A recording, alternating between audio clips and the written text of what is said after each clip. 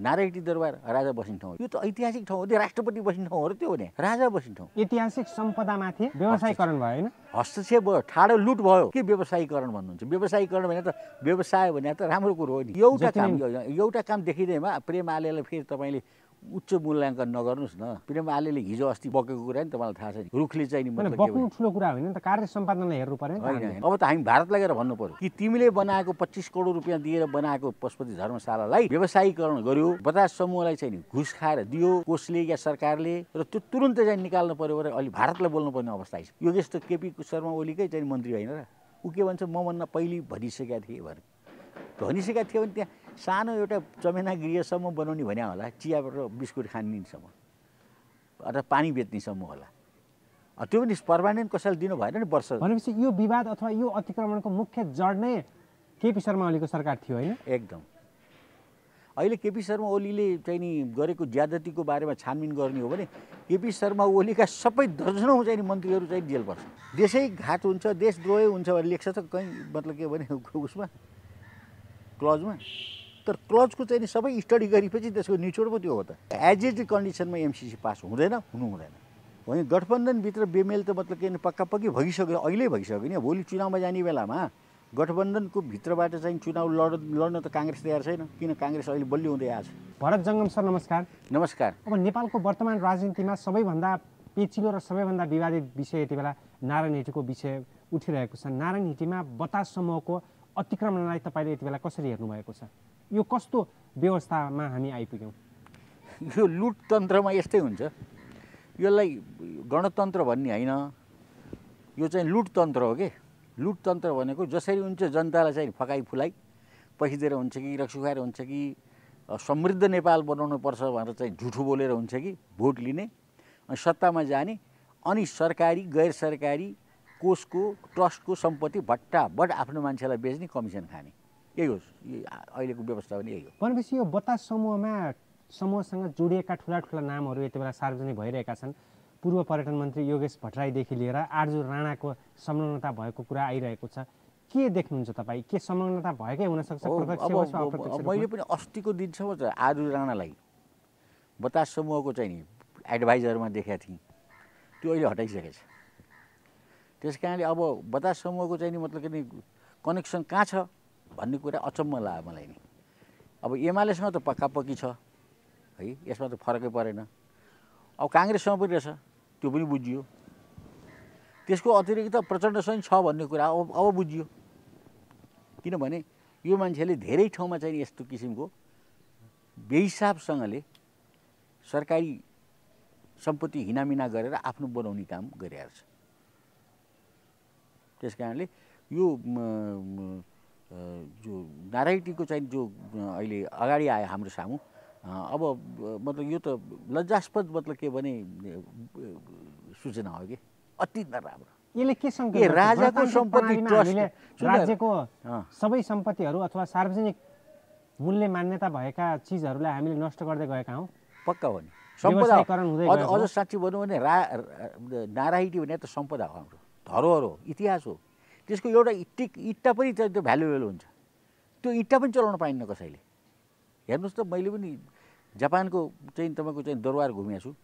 त्यहाँको चाहिँ राजा वैष्णव होइन, बकिङहम दरबार मैले गएको छु, जहाँ राजा बस्छन् बेलायतमा होइन। नारायणी दरबार राजा बस्ने ठाउँ हो।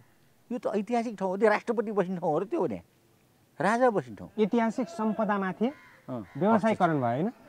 हस्तक्षेप भयो, ठाडो लुट भयो। के व्यवसायीकरण भन्नुहुन्छ? व्यवसायीकरण भने त व्यवसाय भने त राम्रो कुरो हो नि। योगेश भट्टराई संलग्न भएको देखिन्छ यसमा। अब योगेश भट्टराई विगतमा 2076 सालतिर त्यसलाई हामीले एउटा कफी सप खोल्न सक्छौँ भित्र, नारायणी भित्र रेस्टुरेन्ट होइन कफी सपसम्म खोल्न सकिन्छ भनेर भन्नुभएको रहेछ नि त। किन नभन्नु? उसले त प्रेसर दिएको भन्ने कुरा त त्यो दाहाल भीमनारायण दाहाल छैन होइन, भेषनारायण दाहाल जो कार्यकारी नि, उनले नि बोलिहाले नि। मलाई मन्त्रीजीले प्रत्यक्ष अप्रत्यक्ष मौखिक रूपमा प्रेसर दिएर मैले यो दिएको हो गरेको हो भनेर भनिहाल्यो नि। सिग्नेचर पो हुँदैन त, मन्त्रीले बोलीबेच त गर्नु पऱ्यो नि। त्यसैले योगेश भट्टराईले जतिसुकै अब पानीमाथि ओभानो बन्न खोजे पनि योगेश एउटा युवा हो, राम्रो गर्छन् भन्ने मलाई लागेको थियो। तर युवाहरू नै आज माफियाको चङ्गुलभित्र पसेका रहेछन् होइन, माफियाले नि यिनीहरूलाई चाहिँ नि ल्याएको अगाडि अनि त्यहाँबाट माफियाको चङ्गुलभित्र किन पस्छ? भनेपछि माफियाबाट निर्देशित रहेछन् योगेश भट्टराई। हो, माफियाबाट चलिराखेका रहेछन्। माफियाले यिनीहरूलाई पैसा पे गर्दो रहेछ, माफियाले यिनीहरूको चाहिँ मतलब के चुनावलाई पैसा दिँदो रहेछ भन्ने कुरा प्रष्ट भइहाल्यो नि। नत्र योगेश त हिजो पनि हामीले देखेँ, काठमाडौँ देखेको भने अहिले हेर्नुहोस् कति सफा सुग्घर भएर, होइन, फेस नै मतलब के भने एउटा मतलब खानदानी चाहिने मतलब के भने बाहुनको छोरो राणाकै छोरो हो कि जस्तो छ। त्यो कसरी भने आहार विहार, पैसा, उठ बस, पैसाको उठ बसबाट मान्छे चाहिँ सभ्य सुसंस्कृत सफा लुगा लगाउन पाउने त हो नि, होइन र? भनेपछि प्रेम आलेको अहिलेको यो कदमलाई हामीले साँच्चीकै सम्मान दिनुपर्छ। उहाँको यो कदम, उहाँको ठाडो निर्देशनमा सम्मान त के दिने है? एउटा मन्त्रीको हैसियतले उसले जो बोल्यो राम्रो बोल्यो, अब त्यो धन्यवादको पात्र छन् यसको लागि मात्रै। तर प्रेम आले पनि त आले नै हुन् नि। तर कार्य सम्पादन त राम्रो देखियो नि त उहाँले। एउटा काम देखिँदैमा प्रेम आलेलाई फेरि तपाईँले उच्च मूल्याङ्कन नगर्नुहोस् न। प्रेम आलेले हिजो अस्ति बकेको कुरा नि तपाईँलाई थाहा छ नि। रुखले चाहिँ नि मतलब बक्नु ठुलो कुरा होइन नि त, कार्य सम्पादनलाई हेर्नु पर्यो नि। होइन, कार्य सम्पादन भनेकाले के गरेका छन्? जसलाई जुन कुरो जानकारी छैन त्यो मान्छे पारित गर्नुपर्छ खुलेआम भनिराखन्। सुन न, कार्य सम्पादन त प्रेम आलेको राम्रो। प्रेम आले वन मन्त्री हुँदा वनको एउटा रुखको चाहिँ नि नेचरसम्म थाहा नहुने मान्छे रहेछ नि त। उसले बोल्यो नि, भन्नु न, वनले चाहिँ हामीलाई चाहिँ जङ्गल रुखले चाहिँ हामीलाई चाहिँ नि के अरे अक्सिजन दिन्छ। मरेको रुखको कुरा गर्नुभएको छ उहाँले। त्यहाँबाट प्रदूषण हुन्छ, रुख बिरुवाहरू काटियो भने प्रदूषण हुन्छ, प्रदूषण भयो भने आगो लाग्छ, आगो लाग्यो भने कार्बन डाइअक्साइड दिन्छ रुखले। अब त्यो त फेरि गलत व्याख्या गर्नुभएको छ है तपाईँले। होइन, कुरा त उसले घुमाएर जे गरे पनि हुन्छ, होइन? कुरा यसरी घुमाएर आगो बल्छ, अनि आगो किन बल्छ? आगो कसले बाल्छ? त्यही नेताले कार्यकर्ताले बाल्ने होइन, हामी जनताले गएर बाल्न मिल्दैन, हामी गएर बाल्दैनौँ। बाल्ने को भने लुट्ने पनि नेता कार्यकर्ता, जङ्गल बाल्ने पनि नेता कार्यकर्ता, अव्याख्या गर्ने पनि नेता कार्यकर्ता। त्यसो भए बतास समूहले जसरी नेपालको नेतृत्वलाई चलाएको प्रष्ट रूपमा देखियो, अब तीर्थालु बस्ने पशुपतिको धर्मशाला पनि बतास समूहको व्यापार स्थल बनिरह्यो। हो, त्यो त तुरुन्त अहिले खारिज गर्नुपर्छ। अब त्यो तपाईँको चाहिँ कति वर्षको लागि दिएको छ, 20-25 वर्षको लागि दिएको छ, एकदम 15 वर्षको लागि, त्यो पनि खारिज गर्नुपर्छ। किनभने त्यो समूह त्यहाँ 1 रुपियाँको सामान बेच्ने चाहिँ नि अफिस वा कसै कन्सल्टेन्सी अफिस राख्नको लागि चाहिँ भारत सरकारले बनाइदिए होइन। अब त हामी भारतलाई गएर भन्नु पऱ्यो कि तिमीले बनाएको 25 करोड रुपियाँ दिएर बनाएको पशुपति धर्मशालालाई व्यवसायीकरण गर्यो, बतास समूहलाई चाहिँ नि घुस खाएर दियो कोषले या सरकारले, र त्यो तुरुन्तै चाहिँ निकाल्नु पऱ्यो भने अहिले भारतलाई बोल्नुपर्ने अवस्था आइसक्यो हामीलाई। किनभने भारत दाता हो नि। दाताले पशुपतिमा दर्शन गर्न आउनुपर्ने राम्रो मान्छेलाई चाहिँ नि सुत्ने व्यवस्था गरिदियो। 4 जना गएर सुत्यो भने धर्मशाला हो नि। धर्मशाला भने हो, त्यो त्यसको नामै धर्मशाला हो। कुनै चाहिँ नि अफिसशाला भएर दिया त होइन, अफिस कम्प्लेक्स भएर दिया होइन, बनाइदिया होइन। अहिले तपाईँको ठाडो अफिस कम्प्लेक्स चलिरहेको छ। अहिले के गरिरहेको छ भने बतास समूहले होटेल चलाउँछु भनेर, धर्मशाला जस्तो होटेल चलाउँछु भनेर लिएर उसले फेरि कोठा बिक्री गरिरहेछ। सबलिज दिएछ, सबलिजले अर्को सबलिज दिएछ, रामले श्यामलाई, श्यामले हरिलाई। त्यस्तो दिन पाइन्न। त्यस्तो के अहिलेको नेतृत्व अथवा समग्रमा हेर्दाखेरि गणतन्त्रपछि जुनसुकै सरकार आए पनि कुनै न कुनै व्यापारीको हातमा परेको हो देश, माफियाको हातमा परेको हो देश? त्यो त तपाईँ यति उम्नेको कुरा सुन्नुहोस्, तपाईँलाई थाहा छैन। बतासम्मको कुरा तपाईँसँग मैले धेरै कुरा गरिसकेँ होइन। तपाईँको अनलाइन अहिले वर्तमानमा कुरा गर्नुहोस् न, विगतमा के भयो के भएन त्यसलाई। वर्तमानमा पनि मैले भने नि, केपी शर्मा ओलीले सबै यस्ता जाइन्ट मान्छेहरूको चाहिँ सङ्गत गरेका छन्, जो जाइन्ट भनेको ठुला चाहिँ टाइकुनहरू, जो चाहिँ बदमास हुन्, जो चाहिँ माफिया हुन्, त्यो मान्छेसँग सङ्गत गरेर सबै चाहिँ तपाईँको चाहिँ राष्ट्रिय सम्पत्ति चाहिँ हिनामिना गरेर कमिसन खाइरहेका छन्। त्यही नारायणीको बाहिरपट्टिको तपाईँको चाहिँ नि पहिले जाँचबुझ केन्द्र बसेको त्यो कुना अहिले 1 आनाको 3 करोड जान्छ। त्यो 2 रुपैयाँ 14 आना जमिन छ। भन्नुहोस् त, 35 वर्षमा लिजमा दिएको छ त्यो कसलाई? यति समूहलाई। त्यो पनि त लुटै हो नि। त्यो पनि दिनु मिल्छ, त्यो पनि दिन मिल्दैन। त्यो भित्र त झन्दिनै मिल्दैन। त्यो पनि मतलब केपी शर्मा ओलीकै सरकारले दिया हो। दर्जनौँ मन्त्री जेल पर्छन्, यसमा शङ्का गर्नु कुरै छैन। म अरू कुरो जान्दिनँ। हेर्नुहोस्, म तपाईँको मार्फतबाट जनताको आवाज म लिन चाहन्छु। अब यो टिका टिप्पणी गरेर अब यो बेकारको कुरा हो कि के यिनीहरूलाई विशेषण दिने, चोर भन्ने कि भ्रष्ट भन्ने कि मतलब के भने देशद्रोही भन्ने कि अराष्ट्रवादी भन्ने कि के भन्ने भन्नुहोस्, के छँदैछ? शब्दै छैन। अब त हामीले यति भनिसक्यौँ, डकैत भन्ने कि ठाडो डकैती गरिरहेको छ। हेर्नुहोस् त, राजा वीरेन्द्रको सम्पत्ति, राजा श्री 5 महाराजको सम्पत्ति ल म्युजियम गऱ्यो, ठिक छ, सरकारले निम्ति ट्रस्ट बनायो, त्यो पनि ठिक छ, हामीले स्वीकार। तर ट्रस्टभित्र चाहिँ नि अब भट्टाभट चाहिँ नि मतलब बेचेर चाहिँ नि मतलब कमिसन खान पाइन्छ भने नचाहिने कुरो गर्नु हुँदैन नि। भोलि चाहिँ नि मतलब के भने ट्रस्टलाई फेरि त्यसरी लिजमा दिने बेच्ने अधिकारै छैन। ल अधिकार यिनीहरूले स्थापित गरे कानुनमा भने त्यो हामी कानुन काट्न हामी तयार छौँ। हिजो पेन्सन खाने ऐन बनाउँदा त ऐन काट्ने मान्छे म हुँ नि। आजभन्दा 20 वर्ष अगाडि मैले चाहिँ मतलब के पेन्सन खाने ऐन काटे हो। त्यसैले यो ऐन बनाउँदैमा यो हुँदैन के, नियम बनाउँदैन, पछि एक दिन काटिन्छ। त्यस कारणले चाहिँ अब सबैलाई जानकारी भइसक्यो यो नारायणी सम्बन्धी कुरा। बतास समूह भन्ने एउटा चाहिँ अब माफिया रहेछ, त्यो पनि थाहा भयो। पशुपतिको धर्मशाला सबै खाइसकेको रहेछ, खाएकै भन्नुपर्छ कि लिएको होइन। अब होइन, त्यसमा पनि कारबाही सुरु गर्नु पर्यो। अब यो त रोकिसक्यो, यो त रोकिन्छ। यो त तत्काललाई पो रोकियो के, दीर्घकालीन रूपमा कानुनी प्रक्रियामा बतास समूह गयो भने के हुन्छ फेरि? बतास समूह धेरै कमजोर देखिन्छ। कानुनद्वारा बतास समूहले लड्न सक्दैन, किनभने यिनीहरूले यो चाहिँ नि मतलब के भने जुन तरिका अप्नाए नि, लिने तरिका अप्नाए नि, त्यो नै गलत बाटो लिएछन्। के गरेछन् भने 3टा चाहिँ नि कोटेसन लिएछन् एउटा सूचना गाँसेर। हो, त्यस्तो यदि दिने नै सरकारको इच्छा हो भने सरकारको चाहिँ नि खरिद ऐन अन्तर्गत जानुपर्छ। त्यो ऐनले के भन्छ भने सार्वजनिक सूचना गर्नुपर्छ कति दिनको म्याद राखेर। त्यसपछि तपाईँको चाहिँ नि मतलब के हो भने सार्वजनिक रूपमा सबैले चाहिँ लड्न पाउनुपर्छ। सबै व्यापारीले होइन, कर्मचारीले, व्यक्तिले सबभन्दा बढी कसले कबुल गर्छ, त्यसमा चित्त नबुझ्यो खारिज गरेर फेरि अर्को सूचना निकाल्न सक्छ। ल अब अन्तिम दिउँ भनेर भन्यो भने रिस्क त रहन्छ नि, होइन, दिनैपर्ने सबैले दिन्छ। तर दिनखरि पनि तपाईँको चाहिँ मतलब के भने ऐनको सबै नियम पुर्याएर दिनुपर्छ। अब यहाँ त के रहेछ भने मलोमितोबाट 3टै कम्पनी बतास समूहकै प्रोप्राइटरसिप रहेछ भनेपछि आफ्नो कोठाबाट निस्क्यो। 3टै कम्पनी कोठाबाट निस्क्यो, कोठाबाट भरियो, कोठैमा पुग्यो। कसका कोठामा पुग्यो? एउटा व्यापारीको कोठाबाट अर्को एजेन्ट मन्त्री जसलाई किनेर राखेको छ, जसलाई खरिदेर मन्त्री बनाइएको छ भने आफ्नै भाइ होइन र, उनका पुग्यो, उसले स्वीकृत गरिदियो। त त्यो कुरो कानुनले मान्दैन नि। खरिद ऐन त्यहाँ लागू भइसक्यो। फेरि दोस्रो कुरा, अहिले नवनिर्माण जो गरिराखेको छ 10 रुपैयाँ जमिनमा निर्माण गर्ने कुरा कुनै पनि छैन त्यो भनेर चाहिँ मैले सुनेको छु। मैले त्यो चाहिँ झिकाएको छैन, के अरे यिनीहरूको एग्रिमेन्ट सम्झौता, त्यो सम्झौतामा चाहिँ नि त्यो नवनिर्माण गर्ने कुरा कुनै कुरो छैन। मात्रै के छ भने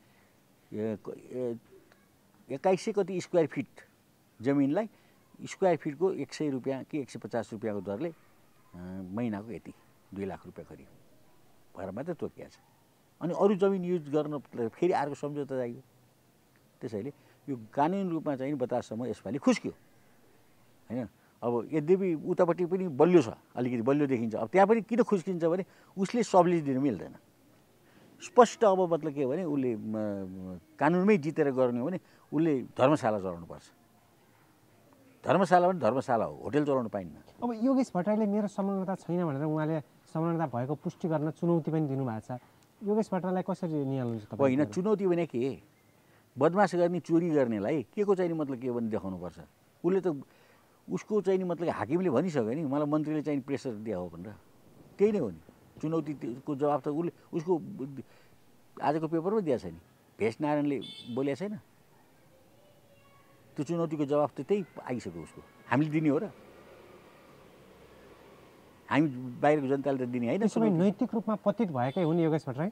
नैतिक रूपमा पतित त सबै मतलब के योगेश भट्टराई मात्रै किन, योगेश भट्टराईको मालिक पनि अनि उनका साथी पनि सबै पतित भएको छ नि।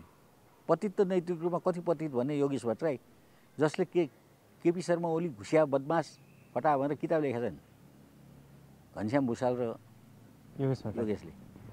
अब त्यस्तो भन्दा भन्दै उनी चाहिँ नि मतलब उसैको क्याबिनेटमा फेरि मन्त्री बनेपछि नैतिकता भने कहाँ रह्यो त र खै हामीले अहिले मतलब के भने कसैलाई विरोध गरेका छौँ भने त्यो विरोध त विरोधै हो नि, विरोधी हो नि, फेरि हामी सम्झौता त गर्दैनौँ।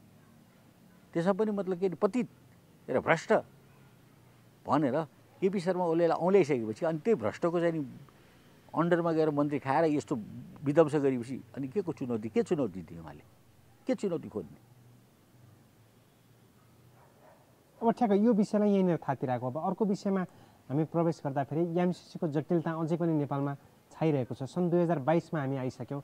अब एमसिसीको कारण गठबन्धनभित्र एक किसिमको बेमेल उत्पन्न भइरहेको छ। भित्रभित्रै एमसिसी पारित हुने वातावरण देखिएको छैन। देउबा सरकारलाई पनि ठुलो चुनौती छ।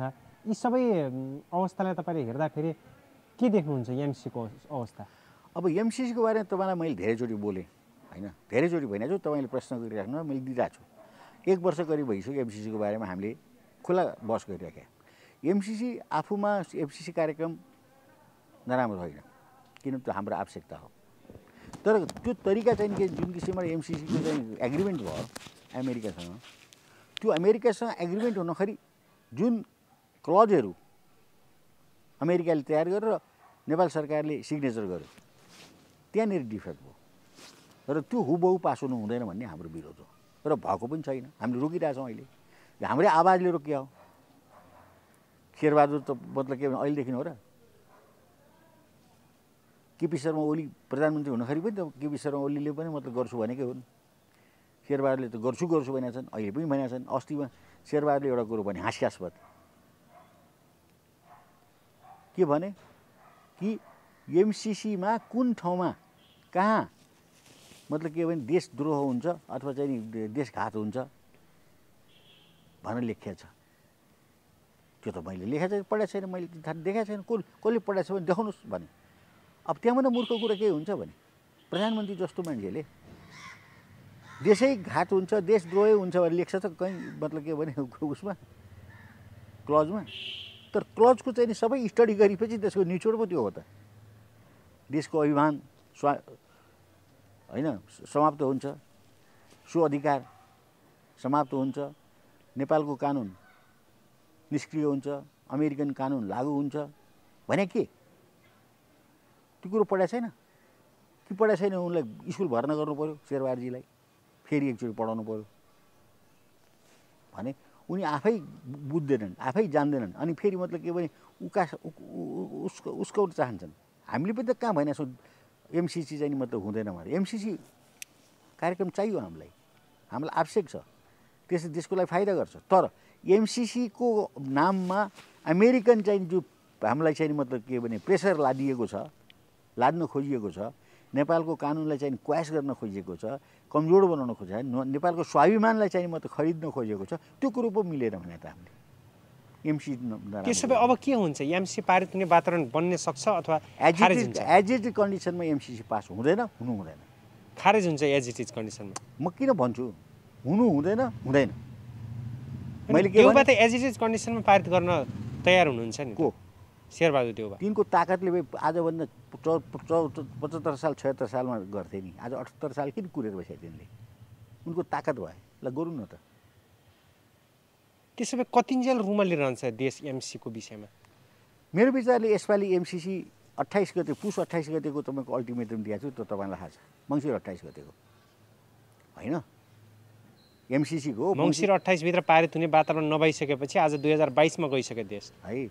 अब तपाईँको 2022मा 3 महिना यिनीहरूले फेरि बढायो, अमेरिकाले बढाइदियो होइन। 3 महिना पनि 1 महिना जान लागिसक्यो। अब 2 महिनाभित्र पास हुने सम्भावना देखिन्न। तर अमेरिकाले अब यहाँभन्दा चाहिँ बढाउँदैन टाइम। त्यस कारणले यो चाहिँ पटक यदि यो 3 महिनामा पारित भएन भने खारेज हुन्छ, स्वतः खारेज हुने सम्भावना बढी छ। तर अब अमेरिकाले चाहिँ मतलब के भने आफ्नो क्लजलाई चाहिँ एबेन्ड गर्दैन, यो चाहिँ पक्का हो देखिसक्यो। गठबन्धनभित्र बेमेल उत्पन्न हुन सक्छ भोलिको दिनमा एमसिसीको कारण? होइन, गठबन्धनभित्र बेमेल त मतलब के पक्का पक्की भइसक्यो, अहिले भइसक्यो नि। भोलि चुनावमा जाने बेलामा गठबन्धनको भित्रबाट चाहिँ चुनाव लड्न त काङ्ग्रेस तयार छैन, किन काङ्ग्रेस अहिले बलियो हुँदै आएको छ।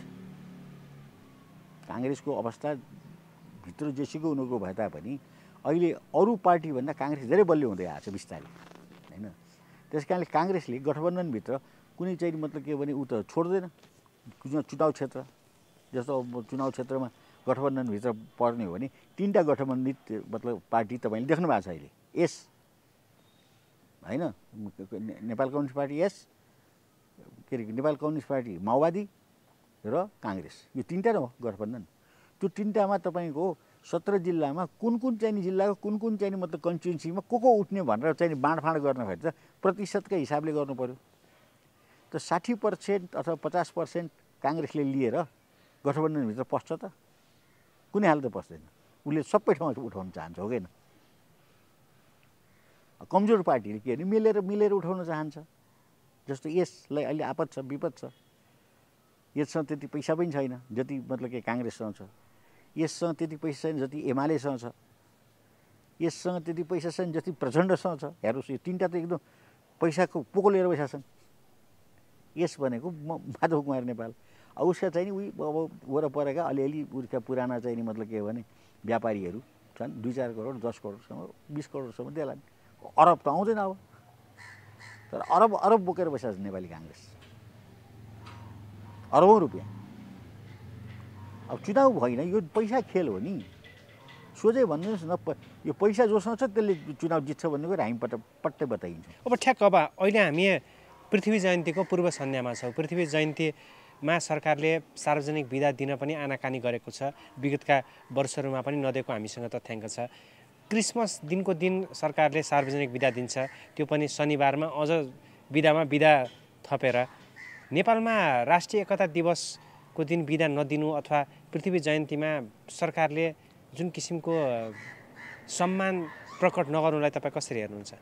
अब सम्मान प्रकट गर्नेमा काङ्ग्रेस मात्र भइदिए सायद सम्मान प्रकट गर्थ्यो जस्तो लाग्छ मलाई। अब यहाँ चाहिँ तपाईँको के अरे यस नेपाल कम्युनिस्ट पार्टी यस र प्रचण्ड, यो 2टा गठबन्धन सरकार र मन्त्रीमण्डलमा नि उनीहरू भएको हुनाले यो पृथ्वीनारायण शाहको एकता दिवसलाई यदि चाहिँ राजकीय मान्यता दियो भने राजा बलियो हुन्छ कि भन्ने आशंका छ यिनीहरूलाई। राजा त बलियो भइसकेको छ। हेर्नुहोस्, अहिले हिजोसम्म मान्छेले पूर्व राजा भन्थ्यो, अब निर्धक्का साथ वर्तमान राजा भनिरहेछ, श्री 5 महाराज राजा भनिरहेछ। कसैले कसैको चाहिँ मुख छोप्न सकेका छैन भने राजाको बारेमा अहिले चाहिँ नि देशव्यापी रूपमा लहर चलिरहेको छ। कसैले पनि अब पूर्व भन्न छोडिसक्यो। कि राजा कहिले पूर्व हुँदैन, बाउ कहिले पूर्व हुँदैन, प्रोफेसर कहिले पूर्व हुँदैन। त्यस कारणले पूर्व भन्न मिल्दैन भनेर मान्छेले आफैले व्याख्या गर्न थालिसक्यो होइन। त त्यसैले के छ भने राजा बलियो होला भने यिनीहरू डर छ। त्यो डर कसलाई छ? प्रचण्डलाई छ। प्रचण्डले त के भने जीवन मरणसम्म पनि उसले चाहिँ म गणतन्त्र मैले ल्याएको र मर्ने 2 दिन अगाडि पनि म राष्ट्रपति बने भने मेरो चाहिँ मतलब के भने जीवन सार्थक हुन्छ भनेर लागिरहेछ। होइन, भित्ते राष्ट्रपति त बनिसक्यो एकचोटि प्रचण्डजी। अब साँच्चीकै चाहिँ शीतल निवासमा राष्ट्रपति बन्ने उसको चाहना छ। यदि यतिखेर चाहिँ राजा आइहाल्यो भने राष्ट्रपति त रहँदैन पद। त्यस कारणले उकास्ने, कहिले रुनी, कहिले कराउने, कहिले म बौलाउँछु भन्ने, कहिले चाहिँ मतलब के गएर घरमा गएर खेतीपाती गर्छु भन्ने, कहिले छाप्रोमा बस्छु भन्ने, त्यस्तै गुनासो गरिरहेछन् प्रचण्डले। देखिहाल्नु भएको, सुनिराख्नु भएको छ। बाबुरामजीले उहाँ म बौलाइसके पनि भनिसके। यी गणतन्त्रवादीहरू हुन् के। अब माधव कुमार नेपालले पूर्ण गणतन्त्रवादी हो, उसले नि राजालाई चाहँदैन। काङ्ग्रेसभित्र चाहिँ तपाईँको 90% मान्छेले राज संस्थालाई चाहन्छ, तर बोल्न कोही सक्दैन। अब अहिले एजेन्डै पनि हिन्दू राष्ट्रको आएर, यदि हिन्दू राष्ट्रको एजेन्डा काङ्ग्रेसले ल्याउन सकेन भने काङ्ग्रेस पतन भयो। अब आउने इलेक्सनमा हिन्दू राष्ट्रको नारा लिएर आउनै पर्छ काङ्ग्रेसले। ठिक छ, बहसमा सरिक भइदिनु भरत जङ्गम सरलाई हार्दिक आभार व्यक्त गर्न चाहन्छु। धेरै धेरै धन्यवाद। नमस्कार।